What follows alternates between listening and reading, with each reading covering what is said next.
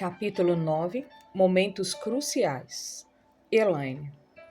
O primeiro momento crucial em minha vida foi há cerca de um ano antes de ser escolhida a noiva regional de Satanás. O meu maior sonho de acreditar que era realmente amada por ele foi cruelmente desmoronado.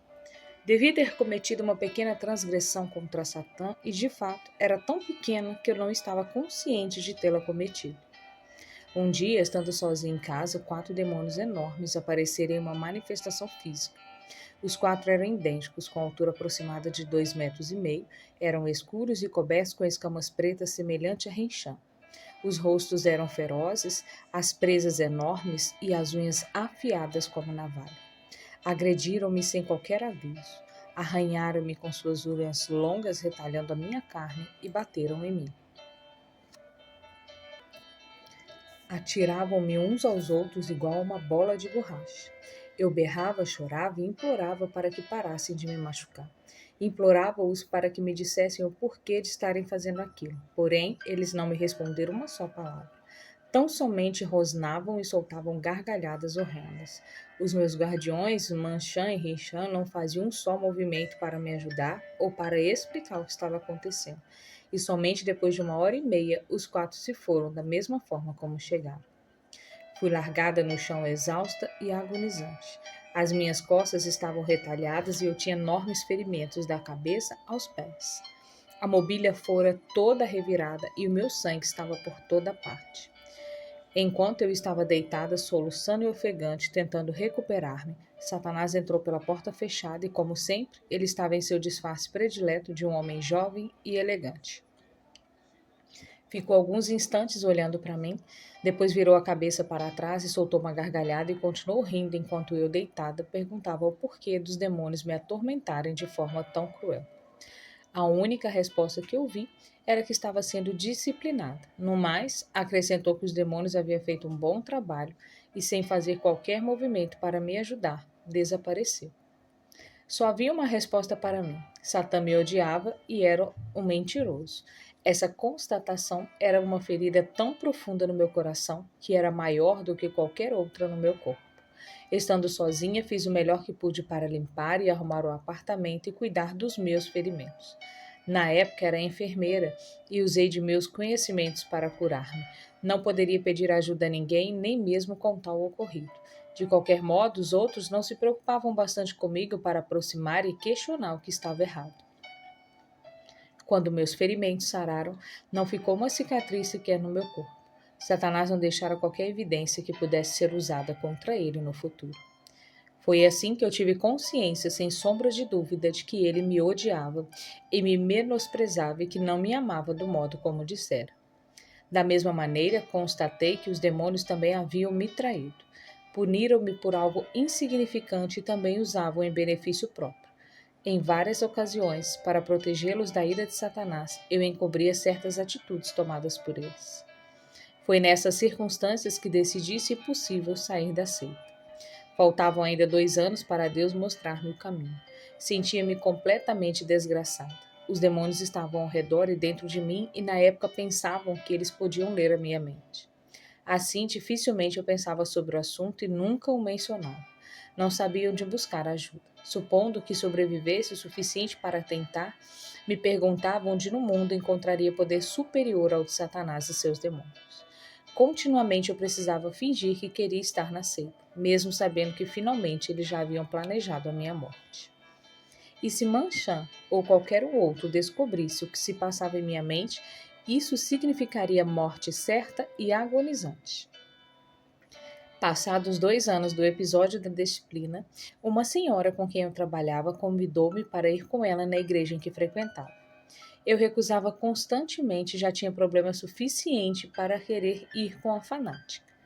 Novamente, jovem e elegante, Satanás apareceu, colocou os braços ao meu redor e, de forma amável, disse que ele, meu marido, havia sido insultado e que somente eu poderia vingá-lo. Disse também que conhecia os convites que Esther me fizera e queria que eu fosse com ela. Desse modo, eu poderia destruir a igreja onde as pessoas ousaram dizer que ele, além de estar vivo, era mau e deveria e podia ser combatido. Eu deveria ir, infiltrar-me nela, dividi-la e assim destruí-la. Queria que eu usasse a oitava parte do plano que ele e seus servos, incluindo a mim mesmo, usaram e até hoje usam com sucesso por todo o mundo para destruir as igrejas de Cristo. Essa estratégia será estudada com detalhes no capítulo 17. Foram 2 as vezes em que tentei ir. Na primeira, não consegui sequer sair do carro por causa do tremendo poder de Deus naquele lugar. Nunca experimentara algo tão extraordinário. Na segunda, consegui chegar até a porta, mas literalmente não pude pegar na maçaneta, porque o poder de Deus novamente era estrondoso. Os demônios no meu corpo sentiram e eu decididamente me recusei a entrar. Se Esther não tivesse aproximado de mim novamente no trabalho, eu não sei se eu teria conseguido voltar. Ela me desafiou aí. Conhecia-me o suficiente para saber que eu não tentaria de novo. Lutando contra a vontade de ficar, decidi ir. Esther me esperava e, quando me viu, acenou para que eu fosse assentar-me perto dela na frente, mas recusei. Então ela veio, assentou-se comigo e falou: Tudo bem, Deus está aqui atrás da mesma forma que está lá na frente. Naturalmente que eu não gostei da observação. E aconteceu que o jovem que pregara aquela noite estava se candidatando ao cargo de pastor. E o que eu e os demônios conseguimos fazer foi ouvir aquele discurso do começo ao fim. O pior foi quando, imediatamente após o culto, ele veio na direção em que Esther e eu estávamos assentados. Conversou comigo e tentou fazer-me entregar a minha vida a Jesus. Com termos vagos, disse-lhe que eu não queria e que não precisava de Jesus. Ele apenas sorriu e disse: Estou certo de que você não se incomodará que eu ore por você. Imediatamente lembrei-me de que eu deveria infiltrar-me na igreja. Assim, tentando reprimir a resposta, murmurei: Não, eu não me importo. Para o meu espanto, ele colocou a mão sobre o meu ombro e começou a orar por mim ali mesmo, e em voz alta. Não suportava ser tocada por ninguém, principalmente por ele, e nem mesmo os demônios o suportavam. Apesar de contorcer-me, ele continuou a orar. Não parecia impressionar-se com o fato e saiu o mais rápido que pude assim que ele terminou a oração. Porém, algo havia me tocado. No trajeto para casa, falei com o Senhor que, se ele existisse e quisesse que eu fosse dele, ele deveria fazer com que o jovem fosse o pastor daquela igreja. No domingo seguinte, a igreja o nomeou para o cargo. Ainda se passaria um ano até eu cumprir a minha parte no trato. No mesmo ano, um outro incidente seria determinante para mostrar-me como Satanás estava mentindo e que existia um poder superior ao dele. Comecei a pensar que talvez Jesus fosse a resposta e pouco tempo depois de já estar frequentando a pequena igreja, Satanás veio, obviamente muito furioso, dizendo que no seu hospital especial havia uma médica que se julgava muito esperta. Ela não só se atrevera a pregar e a orar, como também intervir no trabalho das bruxas naquela instituição. Ele ordenou-me organizar um esforço nacional, com todas as bruxas mais poderosas na intenção de destruí-lo. Não se importava como o fizéssemos, mas ela deveria ser morta o mais rápido possível. Só fiquei sabendo 2 anos mais tarde que Rebeca tinha sido o alvo escolhido para receber os ataques de bruxaria. Não me atrevo a pensar o que teria acontecido se tivéssemos sido bem-sucedidos. Louvo a Deus que não fomos. Depois de ter recebido a ordem, liguei para Ellen, a bruxa líder naquele hospital particular, e passei-lhe a ordem de Satã e dei-lhe a incumbência de organizar o resto. Durante vários meses pensei muito pouco sobre a tarefa, exceto quando tinha que fazer, periodicamente, os encantamentos necessários. Pouco depois de 6 meses, constatei que nas vezes em que fazia encantamentos direcionados à médica, os demônios voltavam incapazes de completar o trabalho. Ficávamos todos aborrecidos com a situação. Eu nunca experimentara algo semelhante e por isso estava confusa. Não contei a ninguém sobre o problema porque admiti que meu poder estava falhando poderia ser fatal. Recebi um telefonema da Ellen 3 semanas antes de entregar-me a Jesus. A médica que deixara o hospital 4 meses antes, quase morta, acabara de retornar para trabalhar. E o pior é que estava completamente curada. Estremeci. Como poderia isso ter acontecido? Percebi que um poder muito superior a qualquer outro havia barrado o nosso. Logo lembrei-me dos anjos elos na Califórnia. Quem sabe a médica possuísse o mesmo poder daquela família. No mesmo instante, certifiquei-me de que ele era Jesus Cristo. No mesmo dia mais tarde, Satanás apareceu-me novamente, desta vez muito infeliz. Perguntou por que havíamos falhado. Você não sabe? Retruquei. Sim, ele disse, mas eu quero saber se você sabe. Bem, presumo que alguém tenha nos barrado através de orações. É isso mesmo, foi a resposta curta que deu. Depois foi-se embora. Frequentei a pequena igreja regularmente durante a ocasião. Isso foi muito antes de constatar que estava fraca demais para destruí-la.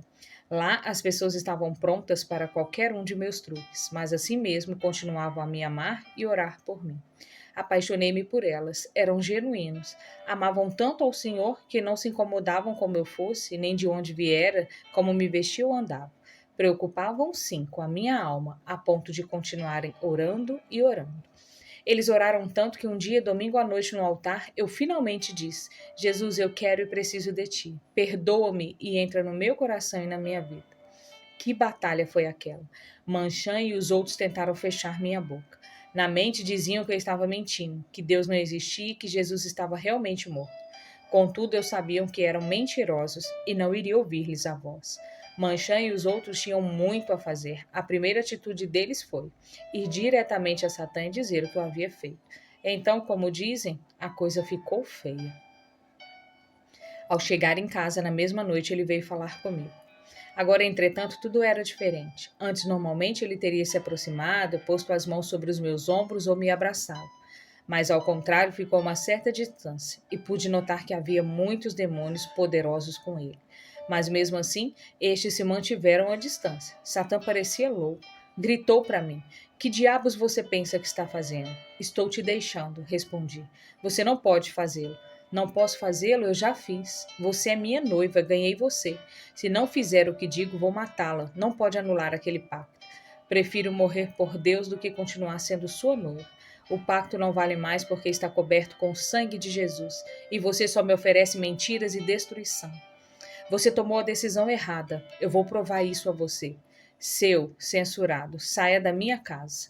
Veja, você não é crente de verdade. O que quer dizer com isso? Os crentes não xingam, não pensaram a respeito, mas também me tornaram crente apenas por 2 horas e estava usando a linguagem que gostava fora da igreja. Então é isso, pois sei que sou porque perdi a Jesus para perdoar meus pecados e entrar no meu coração, e tenho certeza de que ele o fez. É o que você pensa, mas não aconteceu de verdade. Estava tão furiosa que tentei dar um passo para socar-lhe o nariz, mas por algum motivo não consegui sair do lugar. Por sua vez, ele também estava tão irado que gritava ameaças para mim e repentinamente senti uma paz envolver-me por completo. Pela primeira vez, a voz inconfundível de Deus falou no meu coração e ao meu espírito, dizendo: Não tenha medo, minha filha, estou aqui. Ele não poderá prejudicá-la. Novamente disse a Satã para sair. Desta vez, no entanto, eu usei o nome de Jesus e num instante ele desapareceu. Nas 2 semanas que se seguiram, suponho que ele tenha me visitado umas 20 vezes. Em algumas usava o charme tentando ser um amante, mas sempre furioso. Tentou persuadir-me dizendo que Jesus estava morto. Fez inúmeras ameaças, mas nem nenhuma vez chegou perto de mim, nem ele e nem os demônios. Muitas foram as vezes em que eles se aproximaram de mim, planejando me torturar da mesma maneira que fizeram os 4 no passado. No entanto, ao chegarem mais perto, ficavam confusos e aterrorizados, e sem dizer qualquer palavra, voltavam atônitos. Gradualmente, comecei a observar que havia uma proteção especial de Deus sobre mim. Até mesmo o Manchan, que me importunava todo o tempo, não conseguia rasgar-me como fizera no passado. Eu tinha mais controle sobre ele do que ele sobre mim. Apesar da proteção especial, ele foi bem sucedido em fazer-me doente. Tão doente que em 2 semanas fui parar em um hospital de uma cidade vizinha. Na época, não entendi que Deus o havia permitido. A longa estrada rumo à completa libertação dos demônios e ao total compromisso com Jesus estava para iniciar-se naquele hospital. Então, tornei-me paciente em um estranho hospital numa estranha cidade. Perdi quase tudo o que havia ganhado através do satanismo nas 2 semanas depois de ter aceitado Jesus. Contudo, louvado seja o Senhor, pois ele estava no controle de tudo. Comecei minha nova vida com Jesus, auxiliada pela mesma pessoa que tanto tentara matar, Rebeca. Capítulo 10. O encontro. Elaine. Fiquei extremamente doente nas 2 semanas após o dia em que fizera de Jesus meu Senhor e Mestre. Fui levada para outra cidade onde estava localizado o Hospital Memorial. Cheguei de ambulância para a sala de emergência e, como não conhecia nenhum dos médicos, ficaria aos cuidados do médico de plantão naquela noite. Estava desesperadamente doente, sentia as dores fortíssimas, além da solidão e do medo. Foi nessas circunstâncias, deitada de modo desconfortável na sala de emergência, que Rebeca entrou na minha vida. Estava surpresa, primeiro, porque nunca tinha visto uma médica, e segundo, porque, além de muito bonita, era jovem.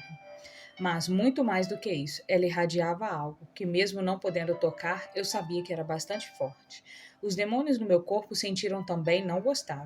Podia ouvi-los resmungar e contorcer para que eu não me envolvesse com ela. Fraca como estava, enquanto Rebeca parou para conversar comigo, fiquei observando o broche dourado que ela usava na gola do casaco branco com a seguinte inscrição: Jesus é vida. Finalmente, a curiosidade superou a timidez e, aproximando-me o suficiente para tocá-la, perguntei: Você é cristã? Sim, respondeu sorrindo. E você? Balançando a cabeça, respondi: Tornei-me uma há 2 semanas. Isso é bom para você, disse amavelmente. É a decisão mais importante que alguém possa tomar. Pela segunda vez, aquela voz amável e cálida soou ao meu ouvido. Ouça tudo o que ela te ensinar, pois é minha serva. Você aprenderá muito mais. Tudo o que necessita saber. Reconheci a voz como sendo do Senhor, mas estava muito machucada e confusa para confiar nela totalmente. Isso foi muito antes de vir a confiar nele ou em Rebeca. Naquela noite, fui internada por ela no hospital e, na manhã seguinte, para o meu desapontamento, concluí que ela não seria minha médica titular.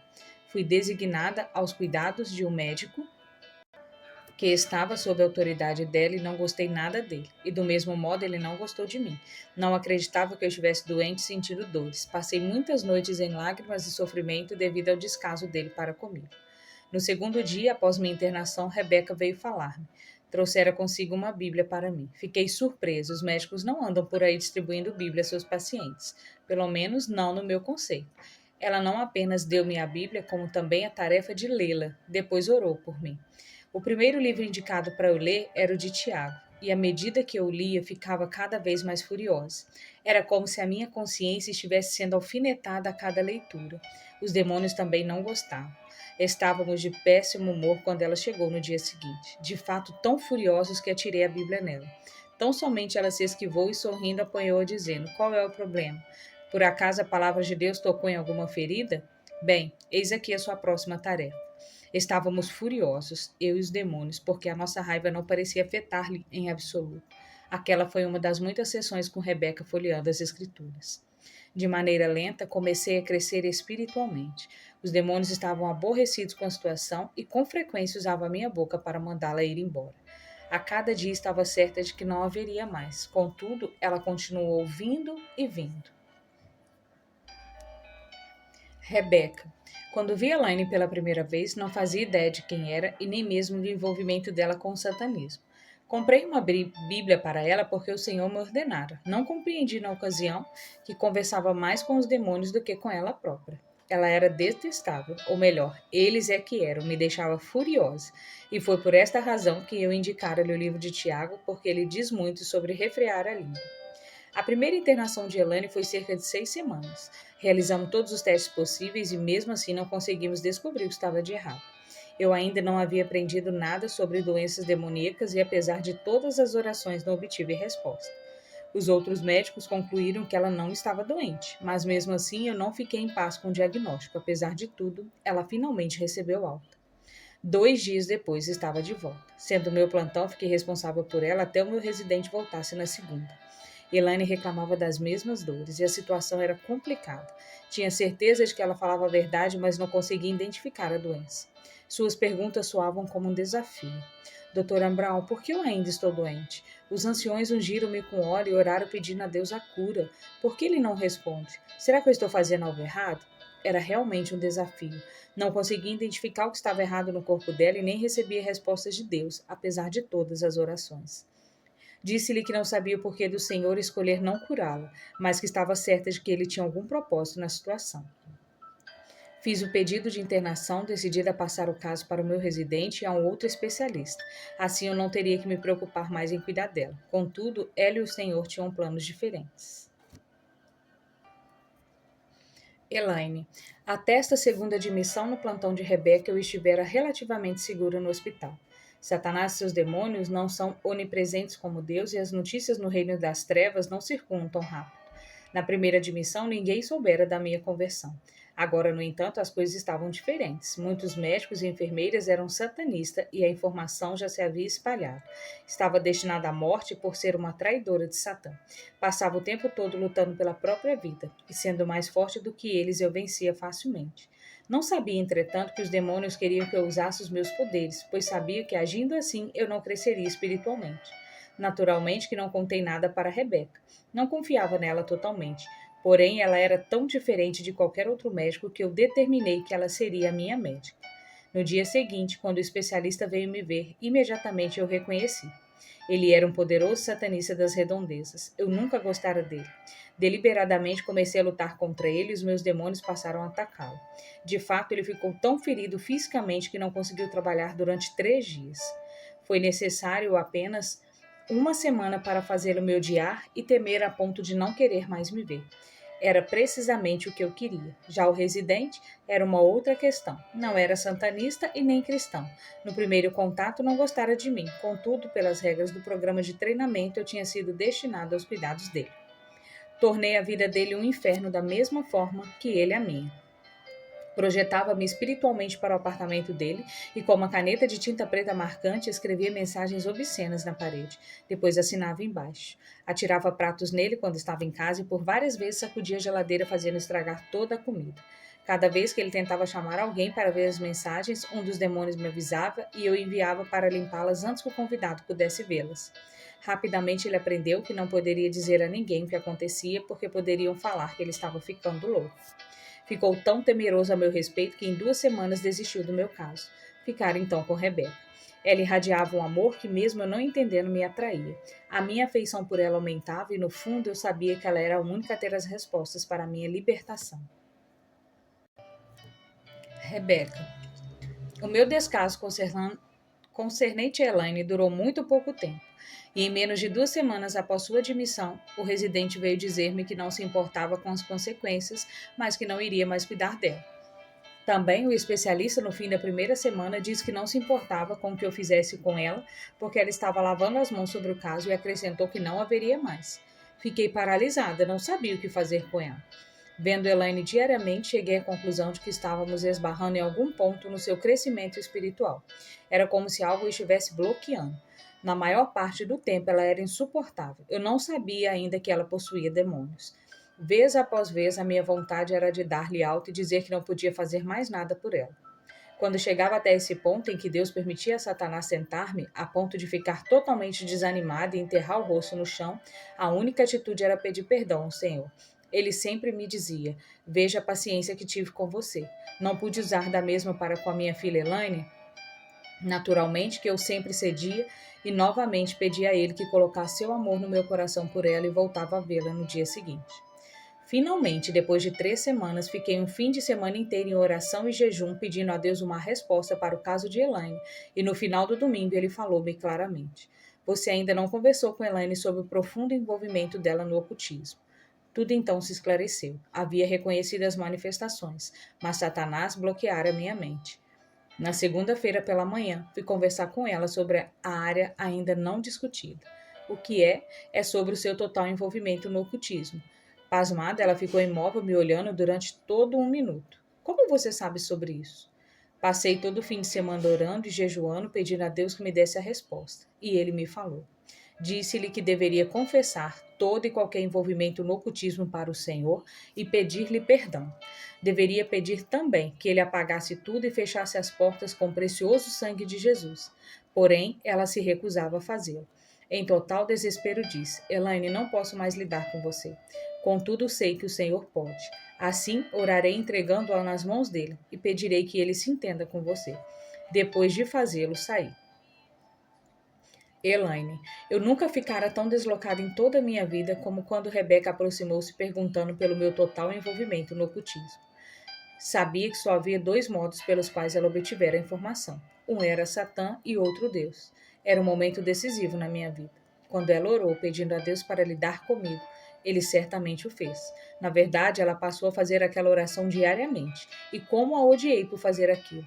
Entretanto, nos dias que se seguiram, o Senhor quebrou toda a interferência demoníaca e lentamente comecei a entender que, como cristã, eu deveria fazer de meu Jesus o meu mestre em todos os sentidos, assim como Salvador.